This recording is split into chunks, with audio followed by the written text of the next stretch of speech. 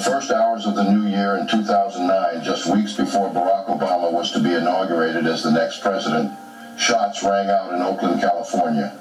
A transit officer named Johannes Messerle shot an unarmed 22-year-old black man who lay face down in handcuffs on a public transportation platform. His name was Oscar Grant. Dozens of witnesses, many of whom were returning to Oakland after New Year's Eve celebrations, watched in horror. Some captured his killing on smartphones. Shortly afterward, Black Oakland exploded in palpable anger, with hundreds, then thousands of people taking to the streets demanding justice. Perhaps this outcry would have happened under any circumstance, but the brutality of Grant's death in the few weeks before the country's first black president was to take office felt like a shock of cold water. Police brutality had long been a fact of life in California, but the country was supposed to have entered into a post-racial parallel universe. The optimism that coursed through Black America in 2008 seemed a million miles away. A local movement led by Grant's family unfolded across the Bay Area to demand that prosecutors charge and try Messerle.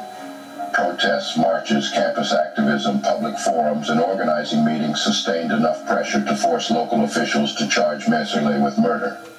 It was the first murder trial of a California police officer for a line-of-duty killing in 15 years.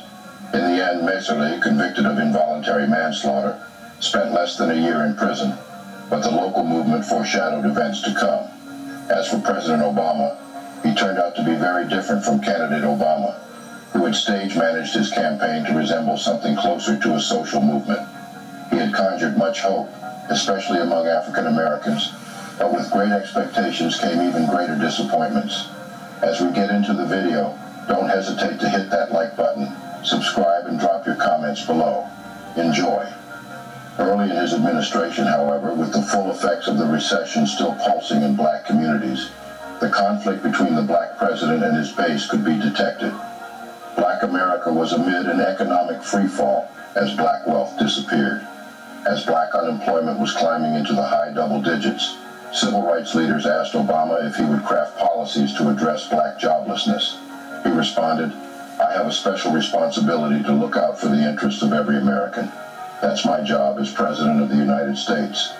And I wake up every morning trying to promote the kinds of policies that are going to make the biggest difference for the most number of people so that they can live out their American dream." It was a disappointing response, even if that disappointment did not manifest itself in his approval ratings.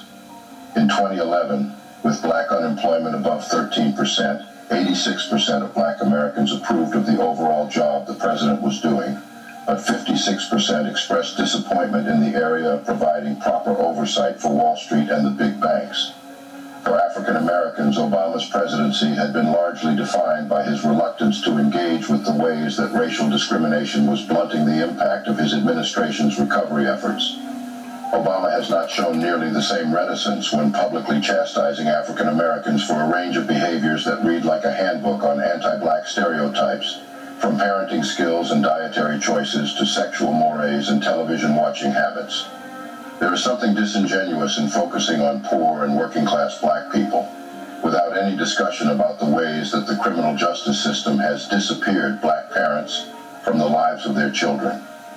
When Obama talks about absentee black fathers, he never mentions the disparity in arrests and sentencing that is responsible for the disproportionate number of missing black men. Few media discussions about Obama's candidacy mentioned curbing the nation's criminal justice system's voracious appetite for black bodies. 1 million African Americans are incarcerated, and 1 in 4 black men between 20 and 29 are under the control of the criminal justice system.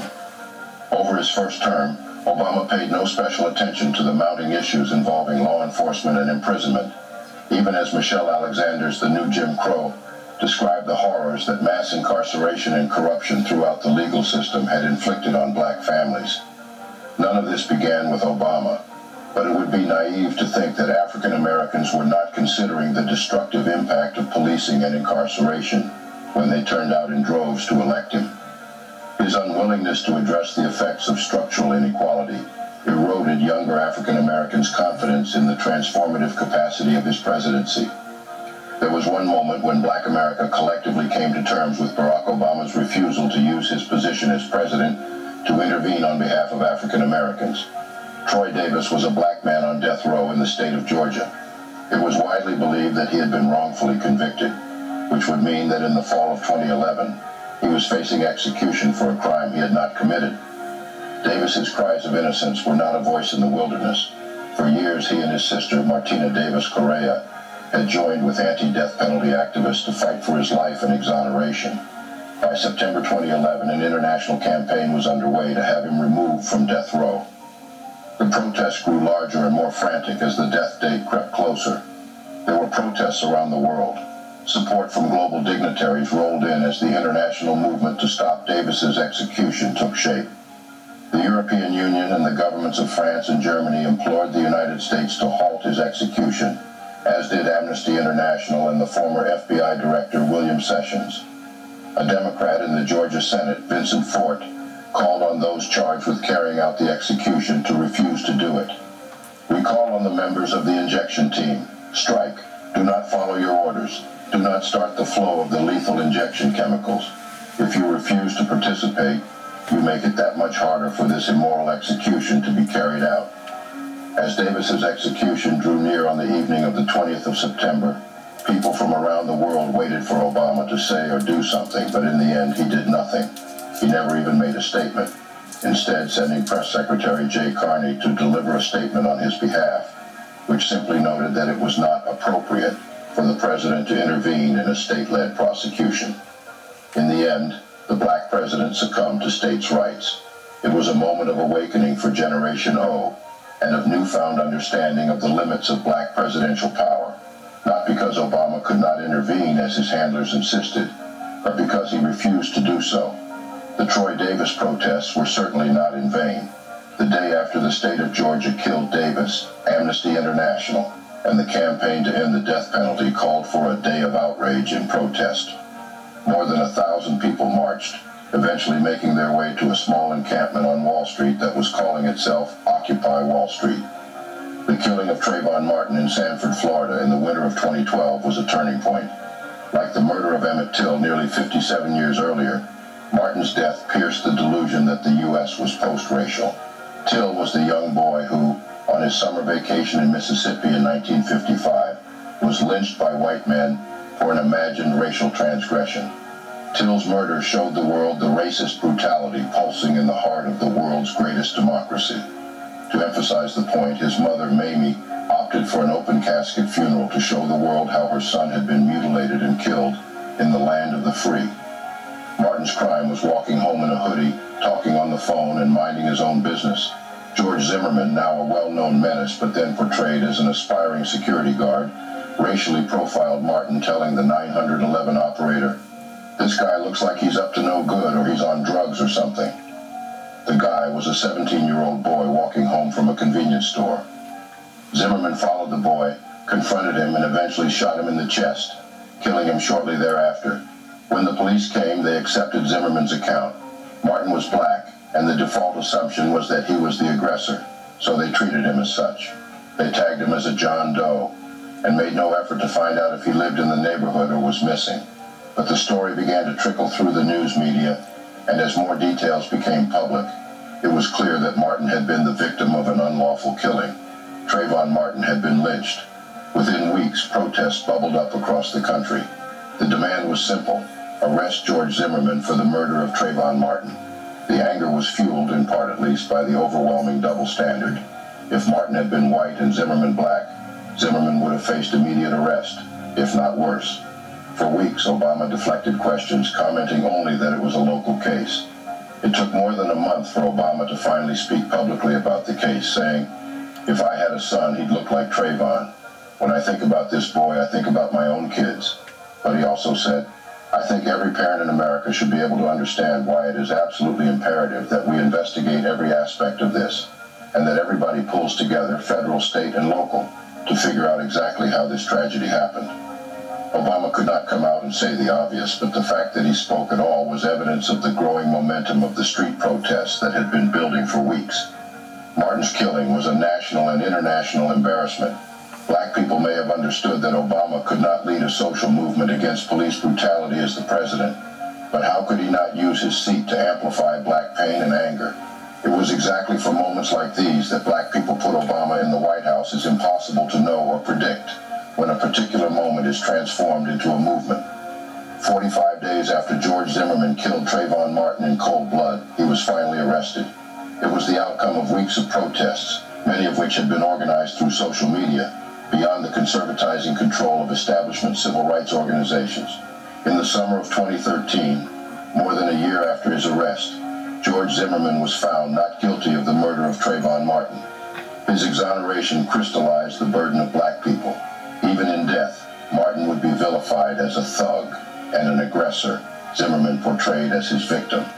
The judge even instructed both parties that the phrase racial profiling could not be mentioned in the courtroom, let alone used to explain why Zimmerman had targeted Martin. Obama addressed the nation saying, "I know this case has elicited strong passions, and in the wake of the verdict, I know those passions may be running even higher, but we are a nation of laws, and a jury has spoken. We should ask ourselves as individuals and as a society, how we can prevent future tragedies like this. As citizens, that's a job for all of us. What does it mean to be a nation of laws when the law is applied inequitably? There is a dual system of criminal justice, one for African Americans and one for whites. The result is the discriminatory disparities in punishment that run throughout all aspects of American jurisprudence. George Zimmerman benefited from this dual system. He was allowed to walk free for weeks before protests pressured officials into arresting him. He was not subjected to drug tests, though Trayvon Martin's dead body had been. This double standard undermined public proclamations that the U.S. is a nation built around the rule of law. Obama's call for quiet individual soul-searching was a way of saying that he had no answers. Out of despair over the verdict, the community organizer Alicia Garza posted a simple hashtag on Facebook, #BlackLivesMatter. It was a powerful rejoinder that spoke directly to the dehumanization and criminalization that made Martin seem suspicious in the first place and allowed the police to make no effort to find out to whom this boy belonged. It was a response to the oppression, inequality, and discrimination that devalued black life every day. It was everything in 3 simple words. In the few weeks after the Black Lives Matter trend went sporadic, a number of police officers were killed in Dallas and Baton Rouge, and the nation has turned its attention to mourning their lives. President Obama swiftly condemned the violence as vicious, calculated, and despicable. Of course, every loss of life is tragic, but hundreds of police officers are not being killed every year. It is not a common occurrence to kill a police officer and not be charged with a crime. The amount of violence experienced by police officers is not comparable to that which they inflict.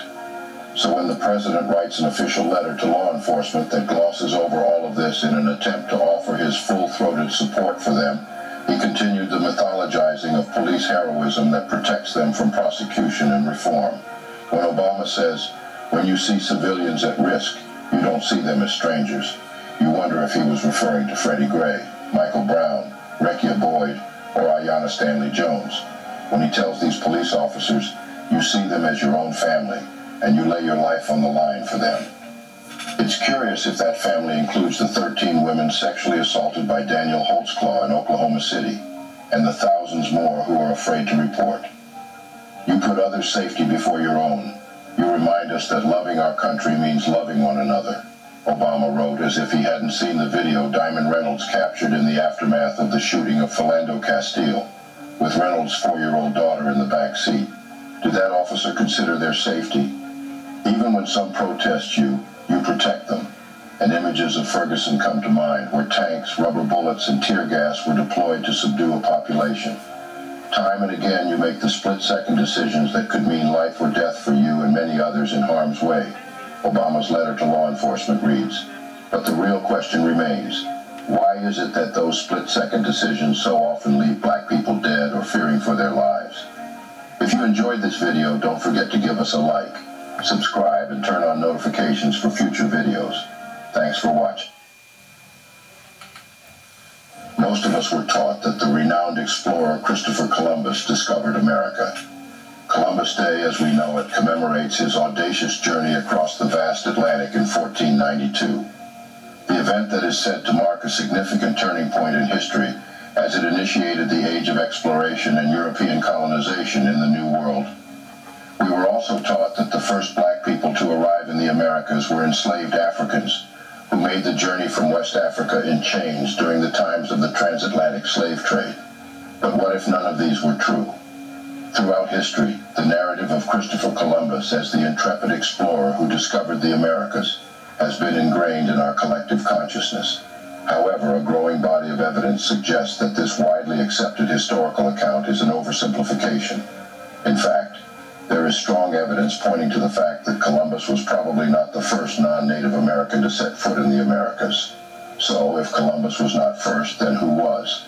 Before we get right into the video, please smash the like button and subscribe to the channel to keep informed of our eye-opening black narrative. In the late 15th century, Europe was gripped by a fervor for exploration. The desire to find new trade routes to the east and the quest for wealth and power fueled the ambitions of many European nations. At the time, the existing routes to Asia were long and perilous, prompting explorers to seek alternative paths to access the valuable resources of the East.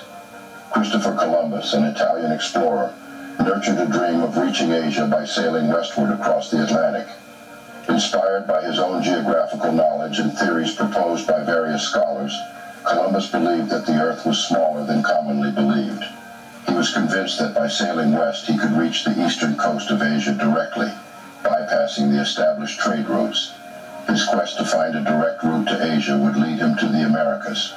After a long and arduous voyage on October 12, 1492, Columbus and his crew sighted land, which we now know to be one of the islands in the Bahamas.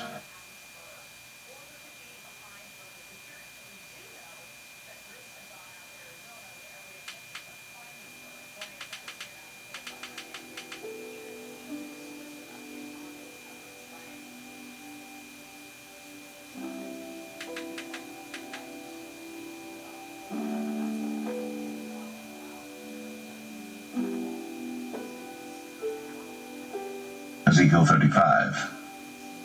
Moreover, the word of the Lord came unto me, saying, Son of man, set thy face against Mount Seir, and prophesy against it, and say unto it, Thus saith the Lord God, Behold, O Mount Seir, I am against thee, and I will stretch out mine hand against thee, and I will make thee most desolate.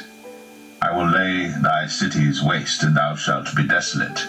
And thou shalt know that I am the Lord, because thou hast had a perpetual hatred, and hast shed the blood of the children of Israel by the force of the sword in the time of their calamity, in the time that their iniquity had an end.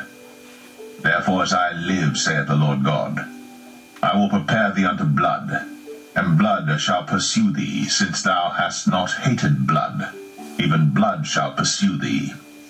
Thus will I make Mount Seir most desolate, and cut off from it him that passeth out, and him that returneth.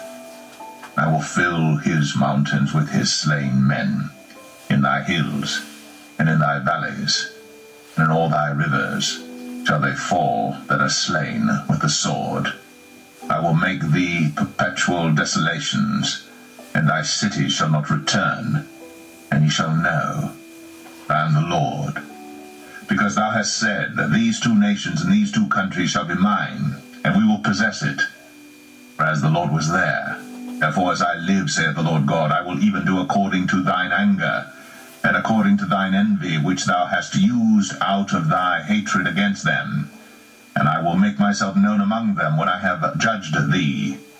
And thou shalt know that I am the Lord, and that I have heard all thy blasphemies, which thou hast spoken against the mountains of Israel, saying, They are laid desolate, they are given us to consume.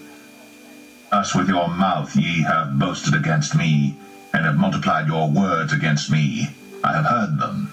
Thus saith the Lord God, And the whole earth rejoiceth, I will make thee desolate, as thou didst rejoice at the inheritance of the house of Israel, because it was desolate, so will I do unto thee. Thou shalt be desolate, O Mount Seir, and all Idumea, even all of it, and they shall know that I am the Lord.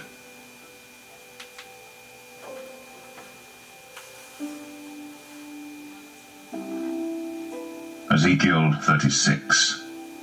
Also, thou son of man, Prophesy unto the mountains of Israel, and say, Ye mountains of Israel, hear the word of the Lord. Thus saith the Lord God, because the enemy hath said against you, Aha! Even the ancient high places are ours in possession. Therefore prophesy, and say, Thus saith the Lord God, because they have made you desolate, and swallowed you up on every side, that ye might be a possession unto the residue of the heathen, and ye are taken up in the lips of talkers, and are an infamy of the people. Therefore, ye mountains of Israel, hear the word of the Lord God. Thus saith the Lord God to the mountains, and to the hills, to the rivers, and to the valleys, to the desolate wastes, and to the cities that are forsaken, which became a prey and derision to the residue of the heathen that are round about. Therefore thus saith the Lord God, Surely in the fire of my jealousy have I spoken against the residue of the heathen, and against all Idumea, which have appointed my land into their possession with the joy of all their heart, with despiteful minds, to cast it out for a prey. Prophesy therefore concerning the land of Israel, and say unto the mountains, and to the hills, to the rivers, and to the valleys, Thus saith the Lord God, Behold, I have spoken in my jealousy and in my fury, because ye have borne the shame of the heathen. Therefore thus saith the Lord God, I have lifted up mine hand. Surely the heathen that are about you, they shall bear their shame. But ye, O mountains of Israel, ye shall shoot forth your branches, and yield your fruit to my people of Israel. For they are at hand to come. For behold, I am for you, and I will turn unto you, and ye shall be tilled and sown. And I will multiply men upon you, all the house of Israel, even all of it.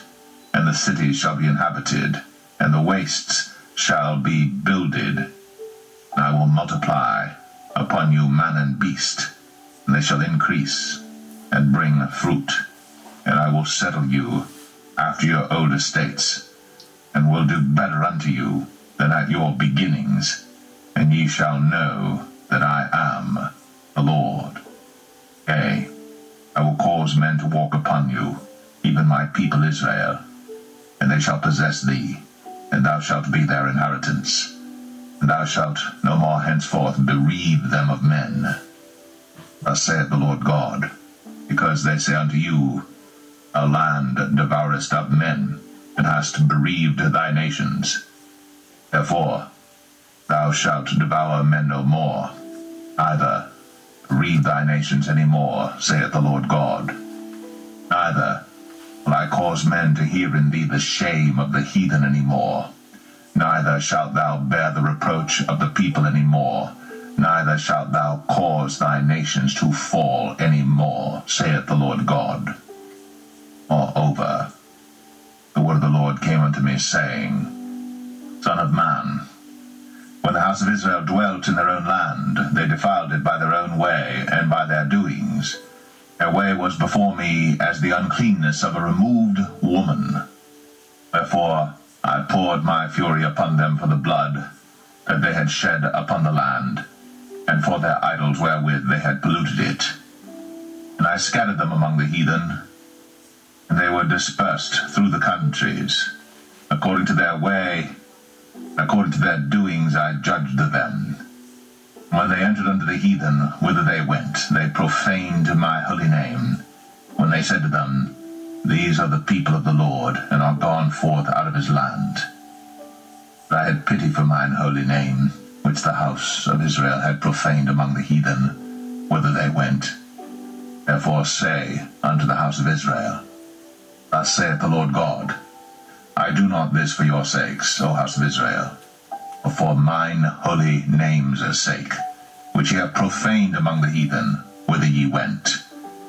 And I will sanctify my great name, which was profaned among the heathen, which ye have profaned in the midst of them, and the heathen shall know that I am the Lord, saith the Lord God, when I shall be sanctified in you before their eyes. For I will take you from among the heathen, and gather you out of all countries, and will bring you into your own land. Then will I sprinkle clean water upon you, and ye shall be clean from all your filthiness, and from all your idols will I cleanse you. A new heart also will I give you, and a new spirit will I put within you. And I will take away the stony heart out of your flesh, and I will give you an heart of flesh. And I will put my spirit within you, and cause you to walk in my statutes, and ye shall keep my judgments and do them. And ye shall dwell in the land that I gave to your fathers, and ye shall be my people, and I will be your God. I will also save you from all your uncleannesses, and I will call for the corn, and will increase it, and lay no famine upon you. And I will multiply the fruit of the tree, and the increase of the field, that ye shall receive no more reproach of famine among the heathen. Then shall ye remember your own evil ways, and your doings that were not good, and shall loathe yourselves in your own sight for your iniquities and for your abominations. Not for your sakes do I this, saith the Lord God, be it known unto you. Be ashamed and confounded for your own ways, O house of Israel. Thus saith the Lord God, in the day that I shall have cleansed you from all your iniquities, I will also cause you to dwell in the cities, and the wastes shall be builded, and the desolate land shall be tilled, whereas it lay desolate in the sight of all that passed by. And they shall say, this land that was desolate is become like the Garden of Eden, and the waste and desolate and ruined cities are become fenced, and are inhabited. And the heathen that are left round about you shall know that I, the Lord, build the ruined places, and plant that was desolate. I, the Lord, have spoken it, and I will do it. Thus saith the Lord God, I will yet for this be inquired of by the house of Israel, to do it for them. I will increase them with men like a flock, as the holy flock, as the flock of Jerusalem in her solemn feasts. So shall the waste cities be filled with flocks of men, and they shall know that I am the Lord.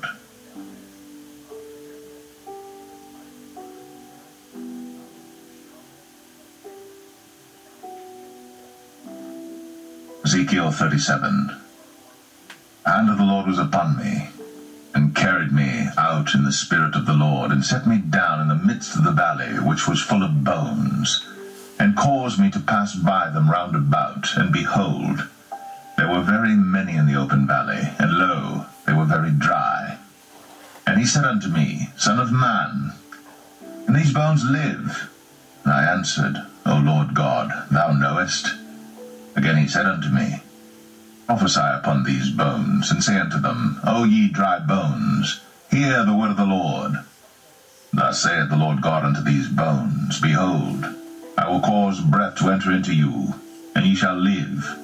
And I will lay sinews upon you, and will bring up flesh upon you, and cover you with skin, and put breath in you, and ye shall live, and ye shall know that I am the Lord. So I prophesied as I was commanded, and as I prophesied there was a noise, and behold a shaking, and the bones came together, bone to his bone. And when I beheld, lo, the sinews and the flesh came up upon them, and the skin covered them above. There was no breath in them. Then said he unto me, Prophesy unto the wind, prophesy, Son of man, and say to the wind, Thus saith the Lord God, Come from the four winds, O breath, and breathe upon these slain, that they may live. So I prophesied as he commanded me. And the breath came into them, and they lived, and stood up upon their feet, an exceeding great army. Then he said unto me, Son of man, these bones are the whole house of Israel. Behold, they say, Our bones are dried,